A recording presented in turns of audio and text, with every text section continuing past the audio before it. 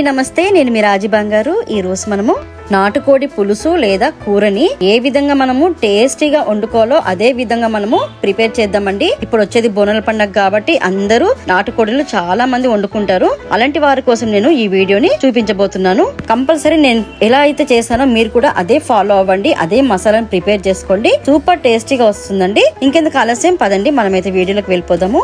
First అయితే మనము నాటుకోడి కోసం మనము మసాలాలను అయితే ప్రిపేర్ చేసుకుందామండి.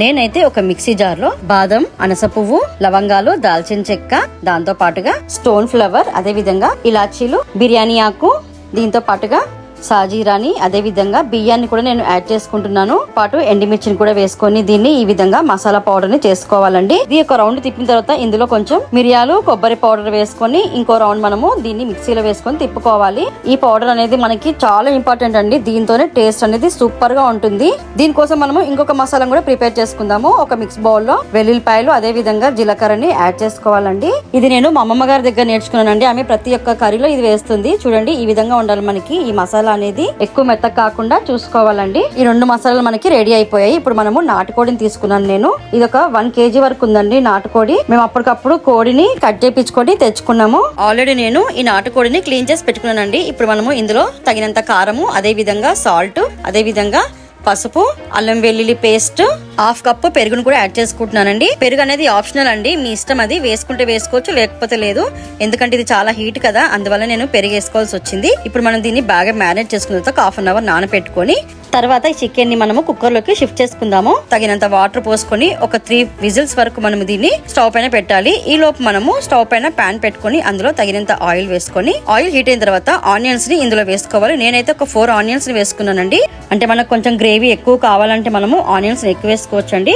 కాకపోతే మరి తీయక కాకుండా చూసుకోండి కర్రీని. నాటుకోడి అనేది కొంచెం ఘాటు ఉంటేనే మనకి చాలా బాగుంటుందండి. ఉల్లిపాయలు కూడా మగ్గిపోతున్నాయండి. ఇప్పుడు మనము ఈ ఉల్లిపాయలు కొంచెం ఫ్రై అయిన తర్వాత మనం ఇందులో పుదీనాని యాడ్ చేసుకోవాలి. ఇందులో నేను కస్తూరి మేతిని కూడా ఒక 2 స్పూన్స్ వరకు నేను యాడ్ చేసుకుంటున్నానండి. ఇది వేసుకుంటే చాలా టేస్టీగా ఉంటుంది. ఒకసారి మీరు కూడా ట్రై చేయండి. 1/2 స్పూన్ వరకు నేను మిరియాల పొడిని వేసుకున్నానండి. దాంతో పాటుగా 3 లేదా 4 లవంగాలను యాడ్ చేసుకొని ఒకసారి మనం దీన్ని కలుపుకుందాము. ఉల్లిపాయలు మనకి కొంచెం ఉడికిపోయాయండి. ఇప్పుడు మనం ఇందులో టమాటాలని, అదే విధంగా పచ్చిమిర్చిని యాడ్ చేసుకోవాలి. టమాటాలని కొంతమంది లాస్ట్ కి వేస్తారండి. అలా కాకుండా మనము టమాటాలని ఫస్టే వేసుకున్నాం అనుకోండి, టమాటాలు తొందరగా మగ్గిపోతాయి. ఒక 10 నిమిషాలు మనము మూత పెట్టేసుకొని చూద్దామండి. టమాటాలు మూత తీసే లోపల మనకి ఉడికిపోతాయండి. ఇప్పుడు మనము చికెన్ కూడా రెడీ అయిపోయింది. చూడండి, ఇందాక ఉడకబెట్టుకున్నాం కదండి మనము కుక్కర్ లో. ఒక 3 విజిల్స్ పెట్టి చికెన్ కూడా రెడీ అయిపోయింది. ఇప్పుడు మనం ఈ చికెన్ ని, ఉల్లిపాయలు ఫ్రై అయిపోయాయి కాబట్టి ఈ ప్యాన్ లో మనమే యాడ్ చేసేసుకొని ఒకసారి దీన్ని బాగా కలుపుకోవాలి. ఈ టమాటాలు ఇవన్నీ కలిసిపోయేలాగా మనము దీన్ని కలుపుకొని అందులో కొంచెం పసుపు, అదే విధంగా కారాన్ని, దాంతో పాటుగా సాల్ట్ కూడా వేసుకోవాలి. ఉప్పు కారం అనేది మీరు టేస్ట్ ని బట్టి మీరు వేసుకోండి. ఎందుకంటే కొంతమంది ఎక్కువ తింటారు, కొంతమంది తక్కువ తింటారు కదండి, అందుకోసమే. ఇప్పుడు మనము ఇందులో అల్లం వెల్లుల్లి పేస్ట్ అండి, నేను ఒక 2 స్పూన్స్ వరకు అల్లం వెల్లుల్లి పేస్ట్ ని యాడ్ చేసుకున్నాను. అల్లం వెల్లుల్లి పేస్ట్ కూడా అప్పటికప్పుడు రుబ్బుకొని వేసుకుంటే చాలా టేస్టీగా ఉంటుందండి. ఇందాక ప్రిపేర్ చేసుకున్న 2 మసాలాలు ఉన్నాయి కదండి, ఆ 2 మసాలాలు మనము ఇప్పుడే యాడ్ చేసుకోవాలి. మసాలాలతో పాటు కొంచెం చింతపండు జ్యూస్ అండి. చూడండి ఎంత చిన్న బౌల్ తో వేస్తున్నాను. అదే విధంగా మీరు కూడా వేసుకోండి. ఎక్కువ పులుపు వేస్తే బాగోదండి, చికెన్ టేస్ట్ అనేది పోతుంది. కొంచెమే వేసుకోవాలంతే. చూడండి, చికెన్ ని ఫ్రై కావాలంటే మీరు ఈ విధంగా కూడా వేసుకోవచ్చు. ఇందాక నేను కుక్కర్ లో కొంచెం వాటర్ మిగిలాయండి, ఆ వాటర్ ని నేను ఇందులో వేసుకుంటున్నాను. వాటర్ అనేది మీరు గ్రేవీని బట్టి వేసుకోండి. చికెన్ అనేది మనకి కొంచెం గ్రేవీ ఉంటేనే బాగుంటుందండి, మరి పలసగా ఉంటే బాగోదు. వాటర్ వేసిన తర్వాత దీన్ని మనము బాగా ఉడికించుకోవాలండి. ఎందుకంటే ఇది ఆయిల్ అనేది పైన తేలాలండి, అప్పుడే చికెన్ టేస్ట్ బాగుంటుందండి. ఈ నాటుకోడే కాదండి, ఏ చికెన్ అయినా సరే అలాగే చేసుకోవాలి. ఫైనల్ గా మనము కొత్తిమీరని యాడ్ చేసేసుకుందాము. కొత్తిమీరని వేసుకున్నాక ఒకసారి దీన్ని కలుపుకుందాము. చూడండి ఎంత బాగా కనిపిస్తుందో.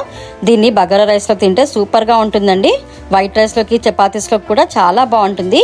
కంపల్సరీ దీన్ని మీరు ఒకసారి ట్రై చేయండి. ఇది ఎలా ఉందో నాకు ఒక చిన్న కామెంట్ పెట్టండి. ఈ వీడియో కనుక మీకు నచ్చితే నా ఛానల్ ని లైక్ చేయండి, సబ్స్క్రైబ్ చేసుకోండి.